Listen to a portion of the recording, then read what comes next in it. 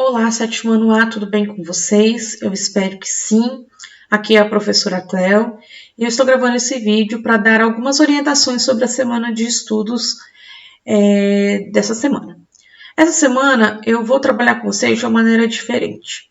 Nas aulas anteriores, eu sempre encaminho um texto, um vídeo, alguns exercícios, complementando a aula do Centro de Mídias. Mas nessa semana, nós iremos fazer uma retomada das habilidades desenvolvidas no bimestre, tá bom? Preparei uma tela aqui para a gente conversar um pouquinho, né? O que nós estudamos ao longo do bimestre? Quando ainda tínhamos aulas presenciais, nós falamos um pouco sobre o humanismo, depois, já nas aulas não presenciais, conversamos sobre o renascimento e expansão marítima, sobre a formação das monarquias nacionais e sobre a reforma protestante. É importante ter em mente que esses acontecimentos, eles acontecem num contexto europeu, tá? Quando a gente fala essa divisão da história, é importante a gente também observar de quem nós estamos falando. Tá? Nem sempre o que aconteceu na Europa aconteceu ao mesmo tempo aqui na América, ou na Ásia, ou na África. Então é sempre importante observar isso. Né? Então, nós estamos falando um pouquinho da Europa do final do período medieval e início da Idade Moderna. Então, vai ter grandes transformações nesse pensamento, né, de sociedade. Então, nós vamos pegar lá na Idade Média uma sociedade feudal, rural, baseada nos seus ensinamentos na fé, teocêntrica, ou seja, quem que é o centro dessa sociedade, desse pensamento? É Deus. E aí, com a Idade Moderna, nós vamos mudando um pouco dessa forma de pensar. Né? Aí nós vamos ter aí o antropocentrismo, não é uma negação a Deus, mas coloca o homem como centro, como uma criatura de Deus, mas que ele como um centro aí como um cientista, um pesquisador, aquele que está agindo dentro daquela sociedade. Por isso que fala renascimento. Né? Não vai ser algo novo, mas é um resgate, principalmente da cultura clássica desenvolvida na Grécia Antiga. Tá bom?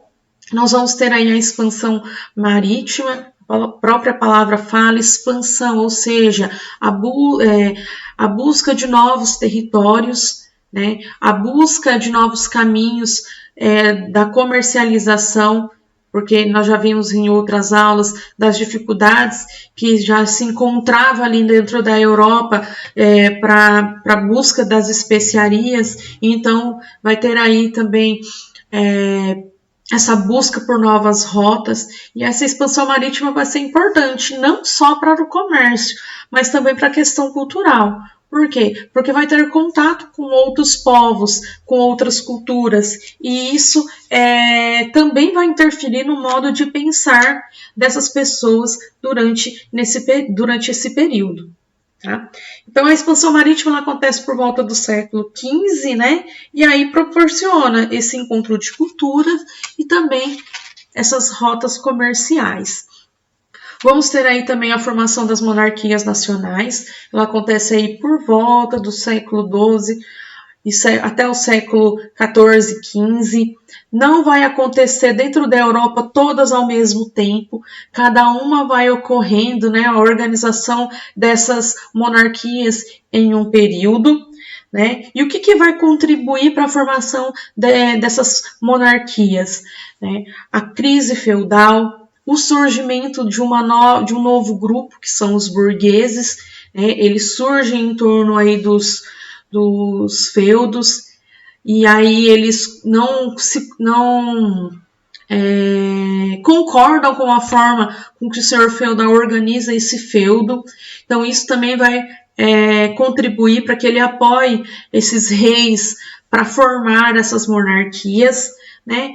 E as relações comerciais, tudo isso vai contribuir para a formação dessas monarquias. E na monarquia, quem que vai ter todo o poder político nas mãos, todo o poder político, econômico, social, né? A figura do rei. E aí a gente conversou bastante, né, sobre o absolutismo, o poder absoluto, então o poder de decisão nas mãos desses reis, tá?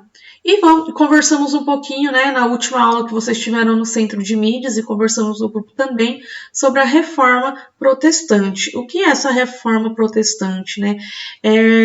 Nós vamos ver lá com Martinho Lutero os questionamentos que tinha com a Igreja Católica, que é a questão de venda do perdão, a questão de não poder interpretar a Bíblia, a corrupção dentro da Igreja. Tudo isso vai contribuir para que Martinho Lutero, mesmo pertencendo à Igreja, comece a criticar, né?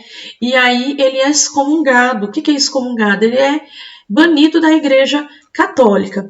E aí as pessoas concordam com essa forma de pensar dele e contribui para que que nasça aí o luteranismo. Aí nós vamos ter também João Calvino, nós vamos ter também na Inglaterra o anglicanismo, né? Diferente do luteranismo e do calvinismo, o anglicanismo ele nasce não por uma mudança dentro da Igreja Católica, dos seus ensinamentos, mas por questões políticas, porque o rei ele queria casar-se novamente e a doutrina da Igreja Católica ela não permitia isso, então ele funda a própria igreja, tanto que os ensinamentos, a forma da doutrina, da liturgia, ela é bem parecida com os preceitos católicos. Então, olha só quanta coisa que a gente conseguiu aprender durante esse bimestre, né? Então, nós tivemos algumas atividades, né, em formulário e algumas pesquisas. Então, no formulário, eu mandei para vocês uma atividade sobre antropocentrismo e teocentrismo, para a gente fazer uma análise dessas duas formas de pensamento, né? Então, o antropocentrismo é uma visão que define um homem como centro do universo, uma visão que define Deus como centro do universo. Então, quem respondeu a visão que define um homem como centro do universo é a alternativa correta. Em contrapartida, teocentrismo é a visão que é Deus como centro do universo. E aí eu deixei algumas afirmações para vocês colocarem se era antropocentrista ou teocêntrica. A maioria dos alunos conseguiu observar essas diferenças, né, entre essas duas formas de pensamento. Outros alunos não. Então, aquele aluno que não conseguiu observar essas diferenças, eu quero que observe agora novamente, retome essas afirmações, tá bom? E veja e observe, né, que quando está falando aí, por exemplo, baseado na fé, baseado em Deus, é uma visão teocêntrica. Quando tem aí um homem como centro, é uma visão antropocêntrica, tá bom? Depois também eu deixei um outro formulário para vocês sobre renascimento, né? E sobre as grandes navegações. Então, eu quero que vocês também voltem lá no formulário. Eu já fiz a correção. E aí, nas correções, tem o feedback, que é a chave de respostas, ou feedback. Eu quero que vocês observem se você acertou, se você não acertou, o que você deixou de colocar, de complementar, tá bom?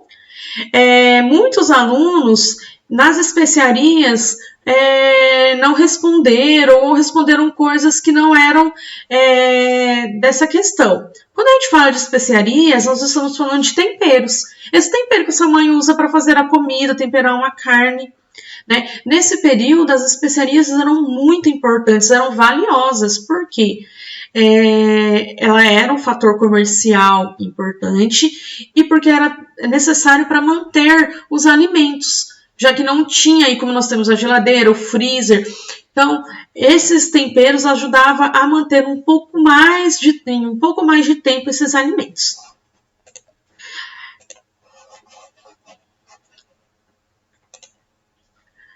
Depois eu vou mandar para vocês lá no site, eu já vou até abrir aqui, ó, o gabarito de todas as atividades, das de pesquisa, do formulário, e eu quero que vocês retomem, tá?